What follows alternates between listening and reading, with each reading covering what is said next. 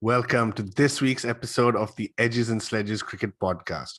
I'm your host, Varun, joined by DJ, who's in India, and we are coming to the end of the IPL. This is like, as a Delhi Capitals fan, as a cricket fan, I think this is the best time of the season for us. I'm inclined to believe this is our third or fourth consecutive playoff that we've secured. And that's not something that we say very often. So very happy with that.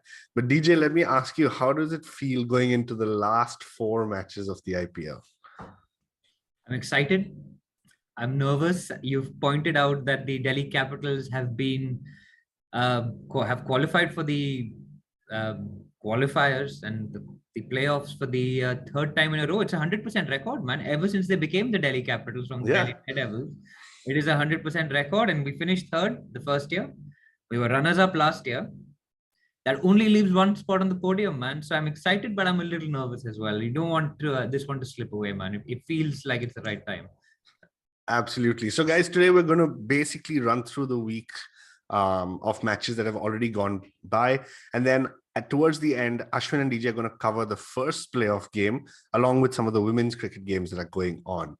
So, as a quick wrap, right, just before we go back a little bit into the past, the four teams that have made it are Delhi Capitals at the number 1 spot, Chennai Super Kings at number 2, RCB at number 3, which I'm very excited about. And I really want RCB versus Delhi to be the final. And number 4 is KKR, who, by the way, have just gained the most momentum in the second half of this tournament. I think in the first 7 games that were held in India, they won 2 matches, lost 5. In the next 7 games, they actually won 5 and lost only 2. So it's going to be exciting. Those are the top 4 teams in that particular order. DJ, let's go to the first game of the week on Monday, which essentially is Delhi versus Chennai, right? It happened on Rishabh Pant's birthday. There was a lot of chat about Dhoni and Pant and what's going to happen in this game. I think a lot of us were expecting these would be the top 2 teams, but we weren't quite sure on Monday. And that's the beauty of IPL, right? Like, till the last ball is bowled, you're not quite sure which team is going to slot in at which position. Chennai Super Kings were put into bat 136 for 5. Now, one could argue they were at least 10 to 15 runs short. It was definitely an under par score. For the first time in a long time, I think neither of the openers did well. And that kind of exposed the Chennai middle order a little bit. Raina wasn't playing. Uthappa came in, which was good to see at number 3. Moeen has just done nothing in this UAE leg of the tournament. Raidu, I mean, every 5 to 6 games he pulls off a blinder like this. He hit 55 or 43. But the real thing to discuss is MS Dhoni, and Ashwin is not here to discuss this, but a lot of people were saying that the man of the match for Delhi Capitals was actually MS Dhoni because he hit 18 of 27. DJ, talk me just through just what you thought of that innings. Also keeping in mind that Jadeja and Bravo was sitting in the dugout. I mean, Jadeja faced 2 balls at the end of it. Nothing to say, really. I mean, clearly a match losing knock, man. You could see the guy struggling, right? Like, his wicket keeping still fine. His fitness is still fine. That hand-eye coordination is just gone.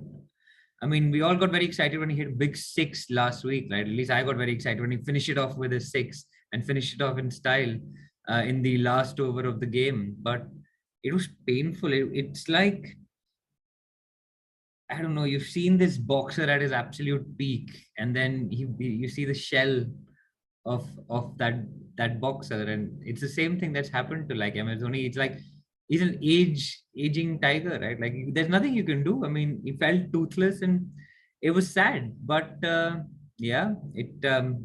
obviously profited, and I think the biggest thing for Chennai really was that they had Bravo and Jadeja to come, who are massive hitters of the ball. Right. So Dhoni, pretty much by staying out there for those 27 balls, he's robbed his team of 35 runs almost that those guys would get of those extra balls that he's eaten up. Right. So if Dhoni had got out for 10 of 6, that would have left another 20 balls for these 2 guys to just smash it around. And that's another 35 runs for them easily, like on a good day. Yeah, and in fact, when Dhoni got out, I think the umpire wasn't 100% sure if he's nicked it. He was thinking about it even within those 3 seconds. Dhoni just turned and left, right? Because I think he realized it had been enough. Look, this guy is he's a legend. He's always going to get some flack, as all cricketers do as they age. It's very difficult to go out on your own terms. But I mean, this guy, he's going to receive criticism either way. If he had sent Jadeja and Bravo up, one of our co-hosts would have said, why doesn't he have the guts to come in? He's come in earlier, and then it's like, why has he spent so much time there? So there's never any there's no win-win situation for Dhoni, as we think about it. And he said, I think in a fan interaction, that he'll be there next year. He'll be there in a yellow shirt, but you don't know whether he'll be playing, right? Like he said very much that he will stay with the CSK guys. So yeah, exactly. I mean, that's happening a lot with Kohli saying RCB, Dhoni saying CSK. We will come but to I can't see CSK retaining him. I mean, unless he goes for some base price of 10 lakhs or something like that, just for you can sit on the bench and we pay you 10 lakhs. Actually, we won't hire you as a coach, where you may actually be worth a lot more or something like that. I mean, so I think for the next 1 or 2 years, it's going to be an odd situation, because if they put Dhoni back into the auction, one of two things is going to happen, right? Either an RR or a Punjab is going to take him up to say groom the team for a while. Yeah. I mean, specialist captain, absolutely, that's the right term. Or what's going to happen is they're going to drive up the price so high for Chennai that this is going to become a record kind of Dhoni takes 20 crores in his final year. So and then they'll be calculating per run how many crores per run he scored. Exactly. So it's not going to be easy. Anyway, we have deviated from the match. Delhi Capitals ended up on the winning side, but I have to say, it felt like both sides were trying to lose this match. So Dhawan got off to a decent start, got some runs. After that, the middle order, Shreyas Iyer, Pant, this new kid, Ripple Patel, who we've not heard of before, or at least I haven't. And Ashwin has a great name for him, though. Yeah. Tell name on in the second half. Safe for work. Yeah. So Ripple Patel is now coming in at number 5. I, for the life of me, can't understand why they're not playing Sam Billings. Something must be going wrong. Or, I mean, I just, for the life of me, can't believe it. Ripple can bowl, right? I agree. So they're basically struggling with Stoinis. I don't know even though if Stoinis is going to be ready for the playoffs. But anyway, Akshar Patel with Hetmeyer finished the game off. He's doing his job. We kind of Delhi Capitals won with 2 balls to spare, but overall not convincing. And I think really what's going to happen is that both these teams have a middle order that hasn't really been tested through the tournament. And we know that from prior experience, even just as India fans, right? Your top 3 get you to the semis, they get out. And then here you've got 4 batsmen who need to play out 15, 16, 17 overs, go at 8 to 9 runs an over, and they're not able to do it. So Delhi Capitals won, securing the top of the table berth, but not convincing. Let's move on to another not convincing performance, DJ. On Tuesday in Sharjah, a ground that you would expect is like the Rajasthan Royals' favorite ground, they had a meltdown, right? They were in a must-win game. They were up against the most successful side in the IPL so far. They were put into bat first. Evan Lewis made 24 of 19. Jaiswal made 12. And then it became like a telephone number, right? Single digits all the way down. Rajasthan Royals, 90 for 9 in 20 overs. I mean, we should give the credit that they didn't get all out. They actually batted the entire 20 overs. What did you make of that innings? I mean, Samson, Shivam Dubey, Glenn Phillips, they're still playing Miller, which I can't believe. And I don't know if you caught it on the commentary, but Sunil Gavaskar actually came out and said, David Miller is a great T20 player. You know, if it's in the arc, it's in the park. And then he got trolled so badly because everyone was like, you know, Mr. Gavaskar, this is not 2012 anymore. But generally, very, very poor performance. Yeah, a few things. Yeah. Firstly, I didn't hear the Gavaskar commentary because, dude, this select dugout thing is really cool. I've really enjoyed it. I've never actually managed to watch the IPL at home. Yeah. In India, so I get the commentary with Gavaskar and Bishop and all of these guys on it. But the select dugout thing is actually very interesting because it talks, there's these wickets alerts and people are jumping around and falling down and experts are predicting and doing all of this stuff. So I didn't hear that part. But Yeah, it hasn't been Miller time since like 20. Actually, it was last time was Miller time was when we watched it in Johannesburg, and he beat India, right? Like hitting some sixes of Chahal and Kuldeep. But yeah, it was like this whole team took inspiration from the Dhoni innings the day before, right? It was quite painful to watch in a way. It was like Evan Lewis decided to tee off, Jaiswal started going after the ball, but they just couldn't get any momentum. They basically gave Mumbai Indians what they wanted on a platter. Like Mumbai Indians was so far behind on run rate before that game. Like they had no chance of making it through on run rate. But after being bowled out for 90, you've given the opposition in a must-win game for you. And I think it's just the Rajasthan Royals have done this before, man. Last year as well, and we'll come to the KKR game. Must-win game for them, and they just go into complete meltdown mode. I think here as well they were 33 for 5, right? Just like, what are you doing? Why have you done this? Yeah, and I mean, Lord, I said this in the previous podcast that I like RR because I feel like they could play very bad cricket, but they could also play very good cricket. And they've done just exactly that, right? After beating Chennai in such a fantastic win, that you've just come out and played extremely poor. Anyway, like we're going to talk about Kishan. I don't want to bring him up right now because I'm saving him for the next game. But he replaced De Kock. He hit 50 of 25 balls, opened the innings, and just kind of looked magnificent. So Mumbai Indians finished that game 94 for 2 in 8.2 overs. So suddenly you've got KKR fans sweating because for Mumbai to finish this game with almost 12 overs to spare, it did their run rate a lot of good. They're not sweating, Varun. You know what KKR fans are doing? They're claiming that everything is fixed against them for some reason. Talking, man. It's unbelievable. It's very easy it's very convenient how the fixing conversation comes up when it's against your team. But anyway, now we come to Wednesday's game, which is like, again, RCB is the only team that can do this. So RCB takes on the Sunrisers, and Sunrisers win by 4 runs. So again, here's a team who has done well this year. They're trying to break away from all their ghosts of the past, but they just couldn't get over the line. Sunrisers 141 in 20 overs. Jason Roy looking good. Williamson played smartly. And after that, they just kind of crumbled, right? So apart from these two guys, nobody even got to 20 runs in that team.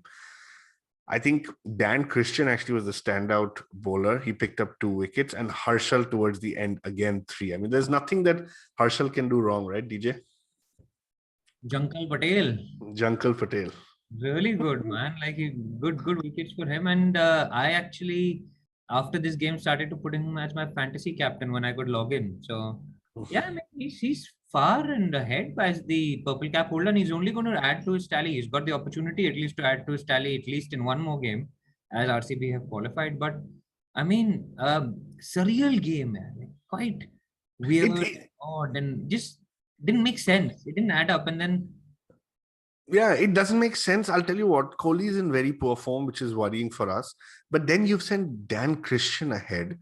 De Villiers has not got enough balls, but he's still ended up winning you the game. DJ De Villiers batted at number 6 in this game. Is there any other franchise in the world that would bat him at number 6? Probably like Delhi in the mid 2010s would have batted De Villiers at number 6 because we had like all these players and we just like to be hanging out at the bottom of the table. But it's idiotic. It's dumb. You've got this player who's an incredible striker of the cricket ball. And if I'm not wrong, he was not out in this game, right? Yeah, he was not out. And that's why, and he hit a couple of sixes and nice shots. And everyone was like, where's this guy been? But he won them the game, but it was just like appalling for me. De Villiers, didn't RCB lose this game? Sorry, RCB, I made a mistake. They lost by 4 runs. Yes, so De Villiers stayed not out in a game where they lost by 4 runs. Yes. Correct. Sorry. And me, actually, the standout guy was Umran Malik, the guy on his debut. He impressive, man. 1 for 21. I thought he was impressive. Williamson, I think, got 42 catches, ran Maxi out. So I think he took man of the match for that. Yeah. Williamson actually got man of the match for his effective captaincy. Yeah, too good, huh? But It's just a weird game. It was like, I mean, I don't think RCB could have made the top two, right? That was the point by then. Yes, yeah. The top two were fixed. So, not fixed, were set. The Yeah, be top careful. Be two careful were with what you the say. top two were set by that time. So yeah, I mean, I think RCB maybe just were experimenting with a few things, trying to get some guys some game time, maybe I don't know others. But yeah, weird decisions. We've seen another scenario where RCB have let De Villiers just sit. I think this happened last year, and it frustrated everyone who had De Villiers captain. That De Villiers walks in at number 6 or number 7 or something. It's just absurd. You've got to bat him at 3, boss. You've got a Yeah. player like that, bat him at number 3. No questions asked. Yeah. And yeah, we've discussed this before. But anyway, kudos and special call out to Glenn Maxwell, man. He's been playing really well for RCB. And I think he's been the difference this year for them to even be confident getting into the, like, as we head into the playoffs. So we'll talk about a little bit more about their last game. We've got 2 weekday double headers coming up to discuss. We're going to take a short break and be back to discuss the last 4 games of the group stage. Right, welcome back from the break. So 2 double headers. On Thursday, we had Chennai, Punjab and KKR versus Rajasthan Royals. All the pressure, all the viewership was going to be for that second game. But DJ, I have to talk to you about Chennai, Punjab. So in a tournament where creating upsets towards the end is a lot of fun, here there was not much for Punjab to gain. They obviously had to go out and try to win and win big, but they were never really going to be in the running with some of the other results that were coming through. Chennai, 134 for 6. It was a painful start, I have to be honest. I mean, watching Chennai, the top 5 bat on that pitch, right? It was pretty intense. Yeah, it was really bad, right, at that start. But Faf then came through, right? 76 or 55. And there's always somebody in Chennai who just stands up and says, I'm going to bat through. I'm going to get this across the line. Again, you saw like Dhoni 12 or 15, but stuck to his place. So we may see that continue. Jadeja got 17 balls, hit 15. Bravo got 2 balls, hit a boundary in one of those 2 balls. So 134 for 6, always going to be hard. But talk us through a little on what happened in the Punjab innings. Punjab won this match. I mean, talk me through it. Shackles off. Yeah, I've not seen that kind of batting in a long time. I keep saying this. He holds the record for the fastest 50 in the IPL. It was the years before he became captain, and he became responsible. And so what's happening is across the line, yeah.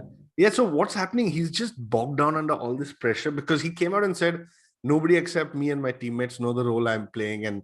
And is it just that he's got such a terrible team around him? Because let me tell you this, he made 98. The guys below him made 12, 0, 8, 13, and 3. So he has effectively won you this. I mean, out of 139, yeah, 98 not out. Yeah, and the extras scored 5, which was higher than Sarfaraz, Shahrukh, and I think one other batsman. What happens? Is he just bogged down under pressure? I think he basically has no faith in the rest of his batting lineup. Yeah.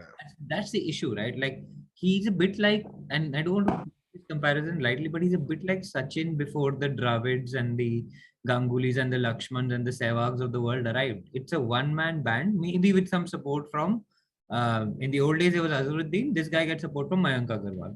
All the others are completely flaky, right? Like, Gale's consistent, but he didn't fire. And I mean, Gale is towards the end of his career. He's left. He left halfway through the year. He left because he was bubble fatigue and all. Fair enough. Yeah. Like, whatever. He's been in a bubble for a long time. But like, Pooran has not fired, right? He didn't even play this game. Can you imagine? Yeah. Like Nicholas Pooran, like one of the stars, supposed stars of the T20 game, star of the CPL, he's not fired. Like this Sarfaraz, he's not fired. I think Azharuddin plays for them as well. The new Mohammad Azharuddin or Shahrukh Khan, Shahrukh Khan plays for them. He's not really fired. You're just like, he doesn't. If he was in a different franchise, so let's say he was still in an RCB. You saw how he played with Kohli there, right? Like, he knew that there was De Villiers to come. He knew that there was Maxwell to come in the old days. It's just like he just freeze his mind. Here he had nothing to lose. It made no difference whether they won or lost. Yeah. And you can see the shots that came out. It was some of those shots were unreal. I couldn't believe it when I saw it. I just got a lot of hope for India in the T20 World Cup. We should talk about that with the Kishan concept. Yeah, so let's get to Kishan and then let's discuss that, right? But it gave me a lot of hope to see KL Rahul bat like that. What I like about him is that he is responsible when he needs to be, and he can open up when he needs to be. There's not a lot of people I can say that for, because you can be the flamboyant player without thinking. You can get bogged down without that ability to hit a six. But I like this guy a lot. And how many games have we seen where he's batted to like the 17th, 18th, 19th over, sometimes the 20th over? Yeah. They still lost because they have no support from the other side. And their batsmen are just panicking constantly. It's just like, I think Anil Kumble is the coach of this team, right? And he was getting his hair out. He's like, what is wrong with the rest of these guys? Yeah. And that's why Rahul has to bat till the 20th over whenever possible. I mean, I heard or I read that they were just setting themselves a target to finish everything in the 19th over. And now T20 cricket doesn't work that way. You can't just assume you have 19 and change the run rate in your mind. But they've been burnt so many. With 4 runs left in the 20th over, boss. Yeah, they've been burnt so many times that they tied against us with the super over with Marcus Coyne's bowling. You're like, dude. Yeah, exactly. Together. And so Punjab has now ended at 6 wins, 12 points for the last 3 years in a row under Rahul, right? And they've never made it beyond that. So sad for them. But DJ, let's talk about the next one, the big game. I have to say KKR has done very well, but the pitches also suit them tremendously. They've played their last 2 games in Sharjah, and frankly, they won. They've reached a stage where their fate was in their own hands. And so I give them a lot of credit for that. And they came out and just blew away the Rajasthan Royals. They made 171 in 4 overs. Again, what happens to this top order? Shubman Gill, 56. Venkatesh Iyer, 38. They just set the tone, and everyone after that just ensured that even if they played only 5 to 10 balls, they were all going at probably 150 to 200 average strike rate. So they were able to kind of push through and get 171. It was always going to be a question of, Rajasthan, which Rajasthan team comes out to chase? I think that's the biggest question. Bhatia team or like was what, 90 for 9, right? 90 for 9. So actually they went one ahead, 90 for 9. They got 85 all out in 16 overs. So RR just crumbled. They imploded. 85 last year against KKR as well. This was the one in which Stokes ka catch liya tha. Karthik ne flying off Cummins. Basically, it was a crunch match. KKR had to qualify by winning. RR was chasing again, and they just collapsed. Yeah. So you mentioned Cummins. KKR actually has the best net run rate out of all, as the table is done. And I don't know if you remember, I'm sure obviously you will remember, but there was a game against CSK where they were chasing 220. And I think KKR were like 50 for 5 or 60 for 5. And Cummins came out and hit some 64 of 30 balls or something. And can't help but think that helped KKR tremendously in the end to make this. But I was quite sad that Cummins didn't come back, because I tipped him to be the purple cap winner. He didn't come back. You tipped actually Samson to be the orange cap winner. Yeah. Orange cap winner. No. Samson is not even top 5 now. He was wearing it at one point though. Yeah, he was wearing it at one point. The other thing that was interesting is in the CSK game, the orange cap went from Rahul to Ruturaj to Faf and back to Rahul. It's actually pretty amusing. In the span of those 3.5 hours. But anything, DJ, anything to say about Rajasthan Royals? Again, Jaiswal 0, Livingston 6, Samson 1, Dubey 18, Anuj Rawat, Glenn Phillips, everyone single digits. Yeah, I think there is they're gonna have a complete reshuffle in the mega auction. I think they're going to maybe retain Sanju. I think they'll retain another big, maybe Livingston or somebody like that. I mean, don't forget they've got Stokes, Butler, Archer also. So they are very reliant then on one country letting their players. Yeah. I think is not going to be possible going forward with COVID and all of this stuff. I think there'll be more people in bubbles, there'll be more fatigue, there'll be more people missing tours and stuff. So I think over reliance on any country is going to be difficult. Yeah. So they need to look beyond England, I think, frankly. They need to look into Australia, Afghanistan. They need to recruit from other places, basically. I don't think this is going to work. So I think they will let a lot of their players go. But disappointing for their fans again, right? Like they play an attractive brand of cricket, but when it comes off, it looks great. When it doesn't come off, it looks like uh, he had 30 bad minutes of cricket, right? But they have it very often. Yeah, 30 bad minutes in a 20-over innings is a lot, man. Yeah, that kills you, right? In a 20 game. But it's yeah, it's I quite like RR, man. I like them as a team. Even I like them. So Franchise. They've got good social media game. They'll definitely retain their Twitter admin. yeah, Uh, the yeah, only person they should retain. But first retention. Then yeah. but No, yeah, but I mean, I think your Stokes, Archer, Sampson are probably going to be the big name. You think about it, any team would pay through the roof for these guys, right? So I think they're going to figure out a way to keep those, but agree that they're probably going to look away from England to fill up the rest of their squad, especially overseas. All right. So DJ, how did you watch this last game? First time. just it was so confusing. Did you have two screens on firstly? No, I was watching it on the TV over here, and I just kept pressing the back button on the Tata Sky remote. I kept flipping between the two. I don't know. I'm not a fan of this. I didn't enjoy it. I mean, it was distracting as cricket So much fans. stuff on, like there was stuff happening, like Shikhar's batting, but Kishan's batting. You're like, Yeah. what is? I mean, it's interesting, right? Because they don't want any one team to know what's happening in the other game, what's the final equation needed. And that's why they did it. Look, it was in a room or something, or the management should be locked in. I don't know. This is not worth it. Why would the broadcasters also go for this, man? I don't understand. They're losing half the eyeball. yeah. Yeah, I get it. I get it. Like Sunrisers versus Punjab or something. And the last game, no one's going to be watching that game. Sorry, Sunrisers and Punjab fans. That's like the worst game in the tournament. Yeah, I mean, look, it was interesting. I had two screens on. I was trying to follow both.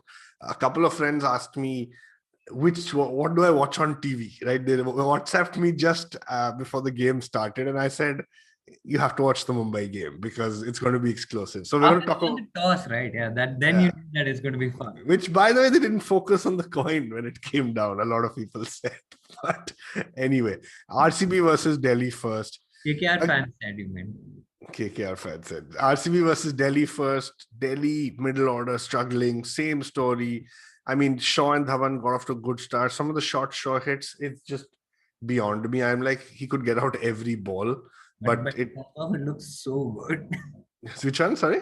When it comes off, it looks so good. It looks great, but I'm sorry, but it's like, it's not, it gives me a heart attack every time I watch this guy bat. Same issue, moving around the order, suddenly Pant is batting at 3, Shreyas Iyer batting well, but not able to accelerate. Hetmeyer, only guy doing his job at the end, but got to 164 for 5 against Bangalore, a team that can self-implode. You always think it's going to be enough. Nokia did excellent, got Kohli out, got Padikkal out, right? Excellent bowling. And then you got Shrikar Bharat, who's just got in there and got stuck in. He ended up with 78. De Villiers came in at number 4, probably a good move to get him to spend some time in the middle, but he played at 26 off 26 balls. Maxwell, another 50. I mean, 3 or 4 in a row now, I think. Excellent batting. But DJ, that last over, Avesh Khan was going to bowl. Nokia gave 4 runs in the previous over to get them into the game. And Avesh Khan bowls beautifully for the first 4 balls, then bowls a wide. And the last ball with 5 to win, he bowls a full toss and Bharat hits it for a 6. Now, first, I want to ask, you have to tell me 2 things. One, what did you think about that last ball 6? How were you feeling when Bharat hit that? But second, I wanted to talk about Kohli's emotion when he saw that last ball 6. So, I mean, firstly, I think I'd worked 120 hours this week. So I was exhausted, but I stayed up till like 11:30 to watch both these matches. I was really tired, but I thought, okay, I'll watch the Delhi game and I'll go to sleep. So I was almost asleep with 3 balls done in the last over. Then they hit one out.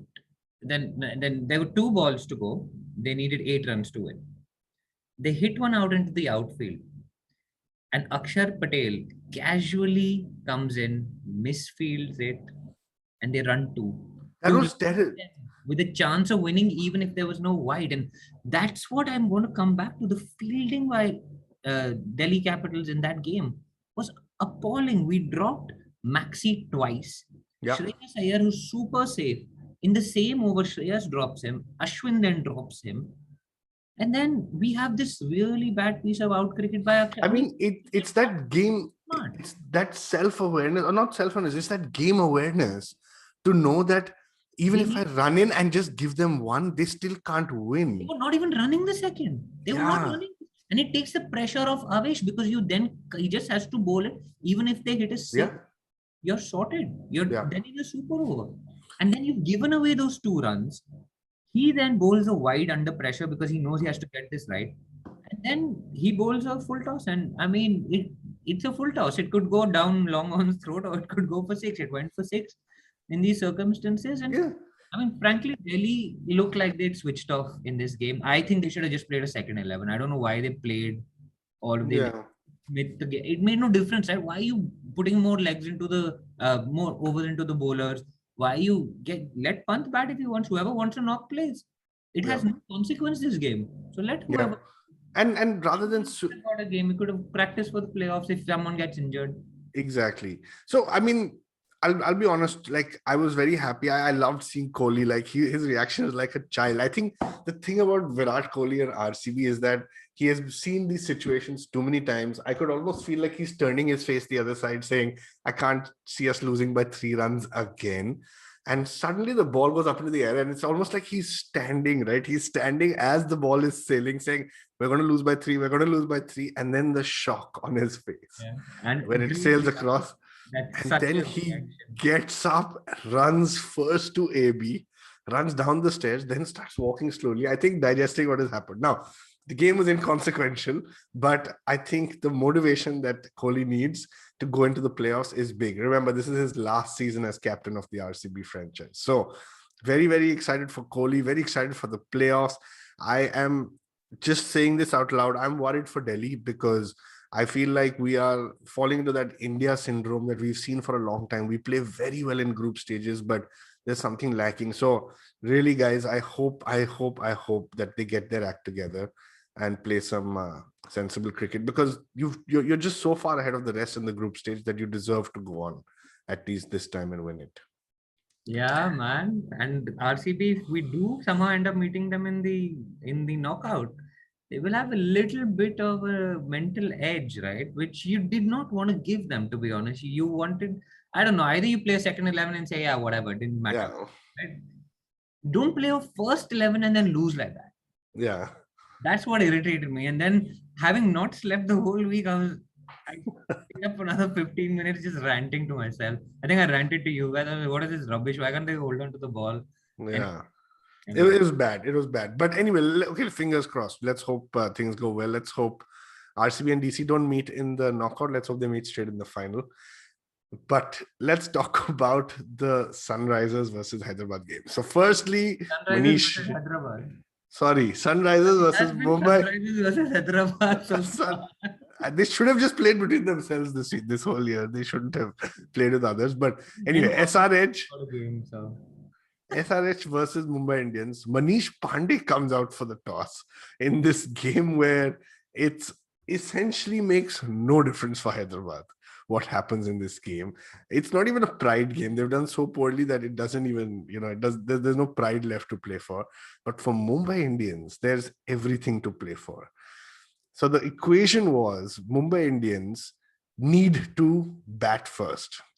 And if they bat first and put up a score by which they beat Sunrisers by 170 runs, they can make it to the playoffs ahead of KKR on net run rate. Now, I don't know if 170 runs has been done before. I think I heard somebody say 130, 140 has been done once, but 170 has never. So that was itself going to be a tough job. Remember that if Mumbai Indians didn't bat first, there was no chance of them getting to the playoffs. So the toss happens. Mathematically, they couldn't have had a net run rate. Yeah. So Nick Knight spins the coin. It comes down heads. Everyone looks at Rohit, smiles. Rohit says, "We'll have a bat," and and it's great after that This is because what Ganguly should have said in 2003. that's why I set you up for that. uh, okay, DJ, I'm just going to throw it over to you. Have you ever seen an innings like Ishan Kishan has played? Ishan Kishan. Ishan Kishan. Have you ever seen an innings? We've seen like Rena score, I think 78 of 25. We've seen Gale score 175 not out. We saw Raidu last year score 77 of 27. Yeah. This was a young man just absolutely unleashed. He was given the license. He was told every ball, try and hit it for six. Yeah. That was his one message that he had been given. And it was incredible. Some of the batting as well, it was not just mindless slogging.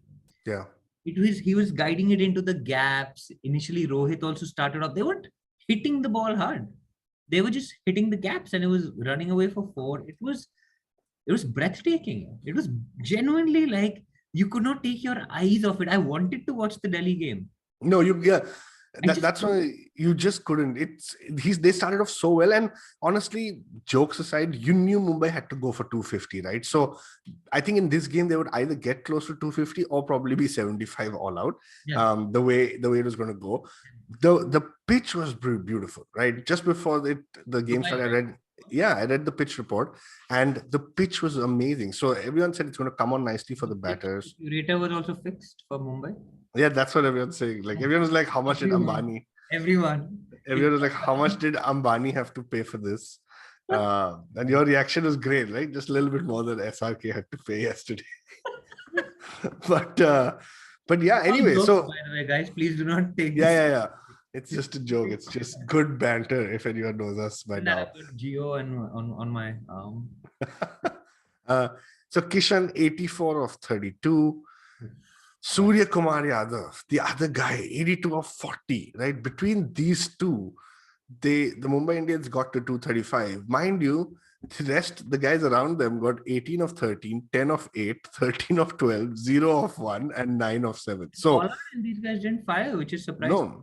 And they didn't fire at all. In fact, they sucked the momentum out, right? And it's very hard to do that. Now, these pitches we know with a new ball, you can get away with a lot of stuff. But as it starts getting more and more into the game, it's much tougher. So anyway, from an India perspective, good news. Kishan and SKY doing well. I think we as fans needed that more than anything because these guys have just not been performing, right? I'd called Kishan as my top scorer for this the orange cap prediction. Back in April, I said I want Kishan to be the orange cap winner. I think you said Samson, and each of us had predicted Sunrisers would qualify, by the way. Yeah. Just to be clear. So clearly we sucked at that. But I predicted CSK would qualify. And none of us predicted that. So yeah. And CSK, top 4 as we discussed. But nothing much to talk about in the second innings of this game. I mean, I give credit to Flunky got runs, yeah? Yeah, Flunky got runs. Flunky Pandey, Manish Pandey, Ashwin's favorite. I was just waiting for him to become the captain to lose a match by 171 runs. There's no way he could have let that happen. But I mean, credit to Sunrisers, yeah. They got to 193. I don't think they would have hit that total any time in the entire tournament previously. Yeah. So credit to them. Yeah. But it was just a little bit too much. And that, guys, I mean, that brings us to the end of the group stages. I'm just waiting for these playoffs. I'm a little bit nervous, like I mentioned. I hope the best 2 teams do make it to the knockouts, but we're going to take a break. And on the other side of this break, Ashwin is going to join DJ to talk you through the first effectively semi-final game, which is Delhi Capitals versus the Chennai Super Kings. Fingers crossed, guys.